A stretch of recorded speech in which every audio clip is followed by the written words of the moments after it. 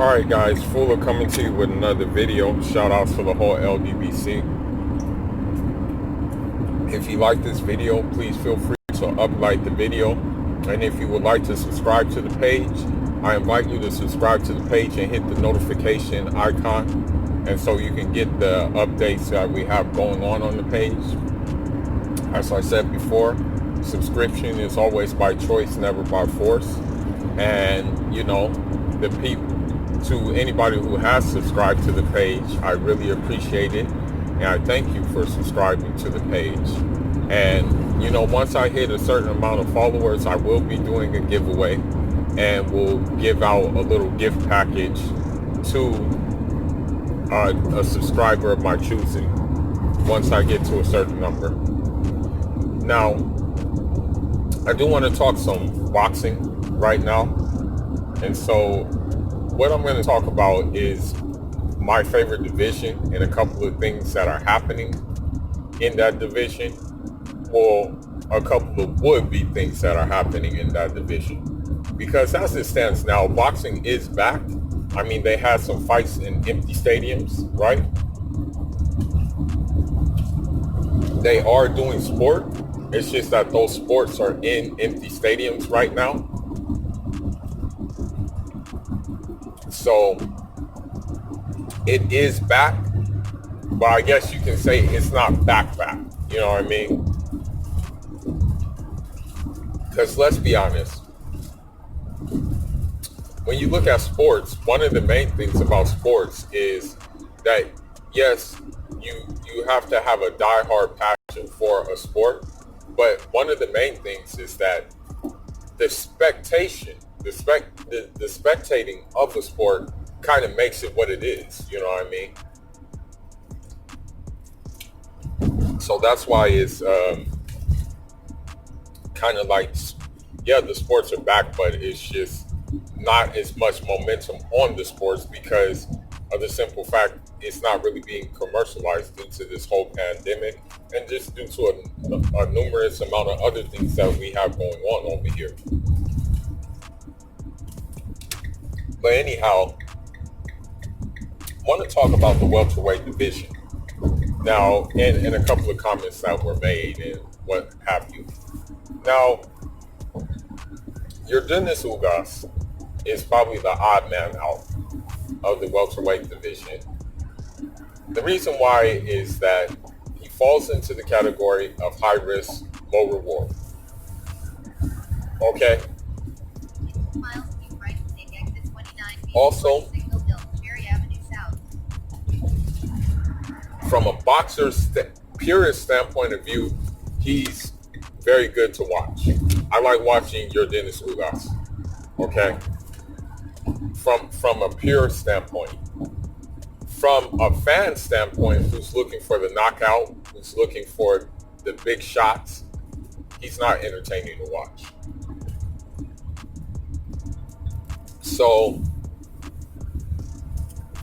fighters in that division are looking to see what are going to fill seats, okay? And unfortunately, your Dennis Ugas fight is not going to fill seats. And Errol Spence came out and said that, you know, your Dennis Ugas is a good fighter, but, you know, not many people know him. At the end of the day, you have to understand that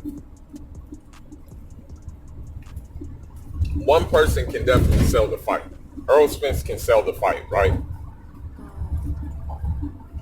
But it would sell even more if he was against someone who was of notoriety and who would put on what like for example, what Sean Porter put on. You know what I mean? So I think he said that in a monetary point of view. You know what I mean? He's looking at the monetary side of things. I would still like to see the fight. I would still like to see Ugas versus Errol Spence. I would like to see Ugas against any of these major players. I mean, the only major player we saw him against was Sean Porter. You know what I mean? I would like to see the experience that he's obtained from that fight onto other opponents, okay? I also want to talk about the comments in which were made that he made about police and made about, about America and stuff like that. I think with him, I'm not making an excuse for him, but I think with him, he needs to read more about America and the foundation of America and about what America was built on. I think if he reads more about it, maybe, just maybe, he'll change his tune. But in that social realm, I don't think he really, you know what I mean? I really don't think he's into that social realm like that, I don't think he's into those kind of things. Because the reason why he probably looks at that as better than Cuba is the simple fact that, he's making money. You know what I mean? This country has provided him with a means to make money. The thing is about Cuba, it is a very good country. It is, as a matter of fact, I feel safer walking in Cuba at night than I do in America at night. I can walk in Cuba at 1 o'clock in the morning and feel completely safe without any problems. I can't walk, for example, in America, I can't really walk anywhere at night because that may, without having a sense of like worry or a sense of caution, because I may get shot by a cop or push come to shove, because it's happening very much now, I may get lynched. You know what I mean? Because these lynchings are coming back and they're not suicide, and that's another video unto itself, which maybe we'll talk about later. So I think the way he's looking at America is based off of his financial achievements, but it's not like that for all people of color. You know what I mean? So he's talking from his own experience, but he needs to come to like the slums and see what it's really about, and then I think he'll change his tune. But let's move on. Let's hope that he gets a fight that's gonna maybe make him a household name, hopefully, and maybe let's hope he gets a fight that will make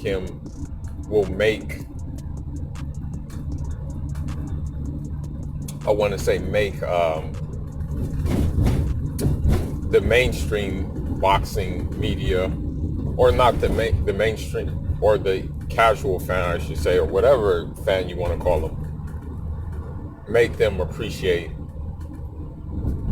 fundamentally sound, boxing. Jaron Ennis has came out and said that he wants to fight Terrence Crawford or Earl Spence. He has even went on to say, he took it a step further and said that if he fought Earl Spence, he would not get credit for beating him. And all I got to say about that is, wow. Wow. I mean, but hey, that's what you have to have in the fight game, is that sense of confidence. But with Jaron Ennis, man, shoot, I really don't. I mean, for me, first, he would need to take up like a step-up fight. So fighting, for example, a Lipinets, fighting maybe, hell, or your Dennis Ugas. Why not? Hey, why not? Jaron Ennis and your Dennis Ugas. Why not? Okay? Quarter mile turn left on Pacific Coast Highway, CA1. I'm just saying. That would be a step-up fight. That would be his step-up fight. That would be his fight to come out. His coming out party, right? So, but for the likes of Terrence Crawford and Earl Spence, The only on Pacific Coast Highway, way CA1. that maybe he wins those fights, right, is due to his physical disposition. He's bigger than them, okay? But I don't think the whole, his style, which is a very effective style when it comes to minimum opposition, would like really gel well with the Earl Spence or with the Terrence Crawford. You know what I mean? So that's what I'm saying.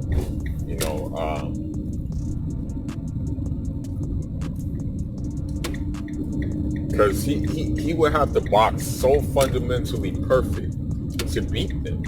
He could not do what he does in other fights. It would have to be a fundamentally sound boxing clinic, which I don't know if he is prepared to do right now.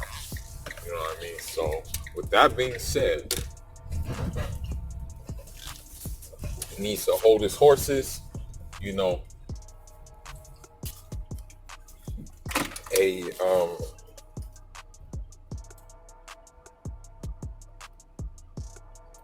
whatchamacallit fight with one of those guys. I don't know if it would end well for him.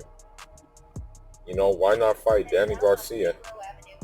And speaking of which, Danny Garcia is probably gonna fight Earl Spence next. That's what it's looking like. But anyhow, man, I just wanted to give a brief video about what's happening in the welterweight division. When it comes to the welterweight division, besides that division, the middleweight, and to a lesser extent, the super middleweight and the super welterweight divisions are my favorite divisions in boxing. You know what I mean? And yeah, man, we just gotta wait and see. I don't know how long it's gonna take for these fights to happen, man, because these are like fights where you need an audience.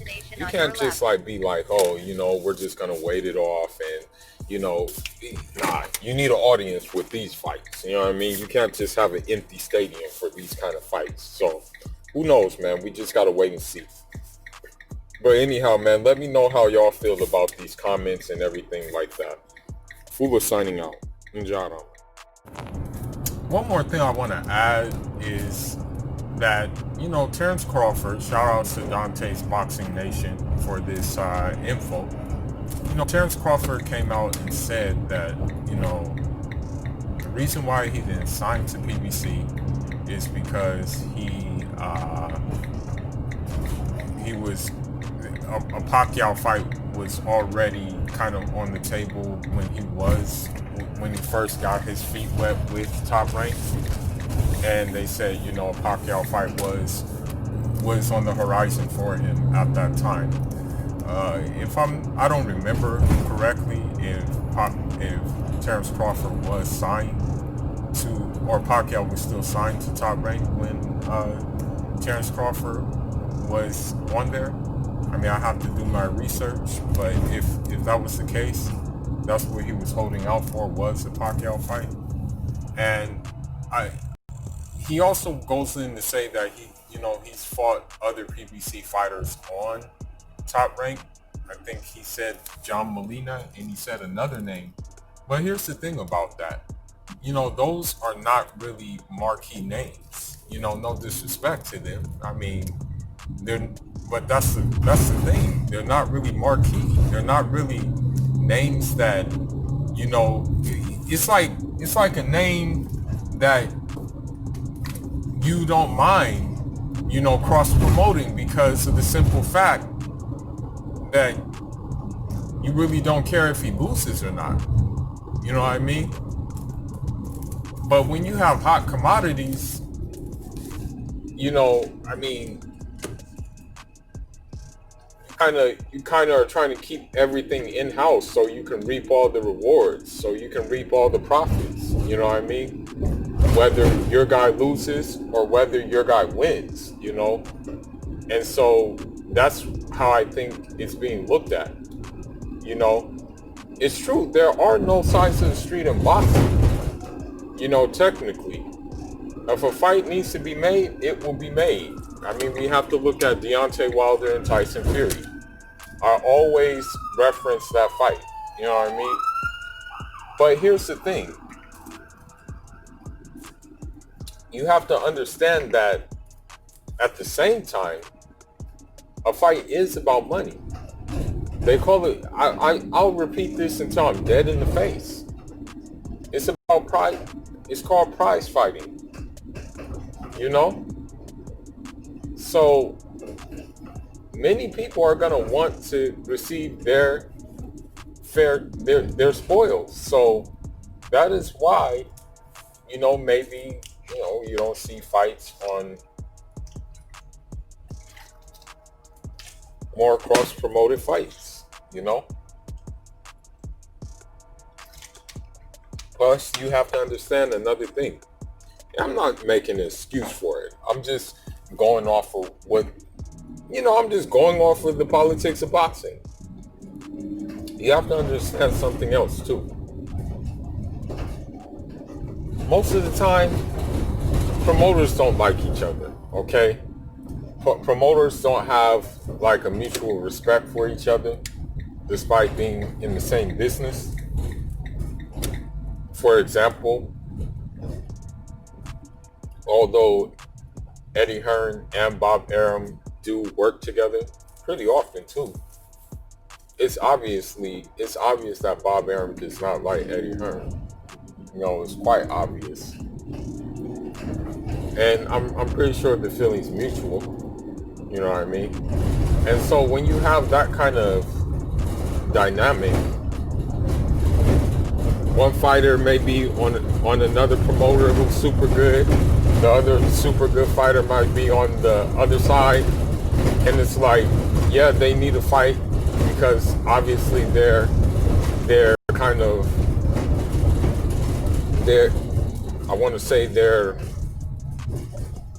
equal, or we don't know who's better. And let's just say if they fight, that will determine the best of that division.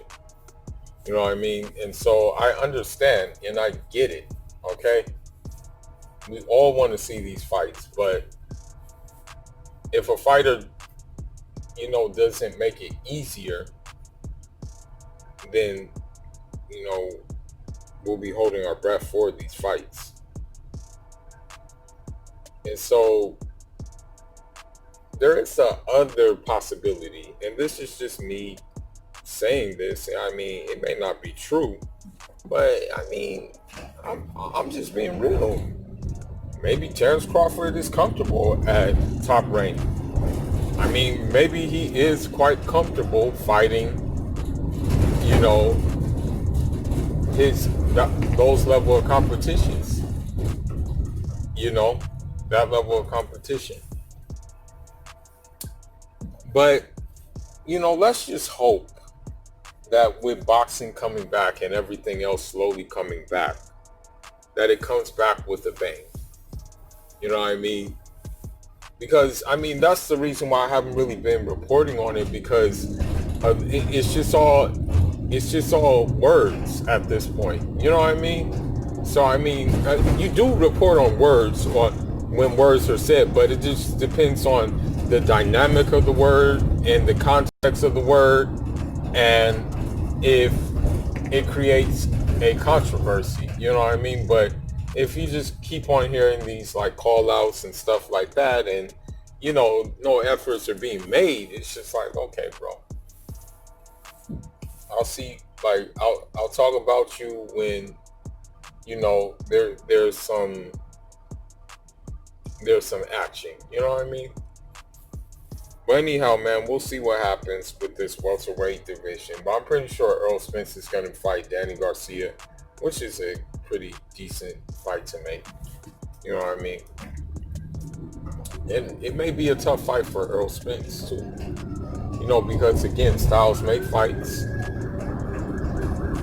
And although Danny Garcia is flat-footed, he does counterpunch quite well. You know what I mean? He's pretty good at that. But anyhow, That's all I got for now. School is signing out. And John out.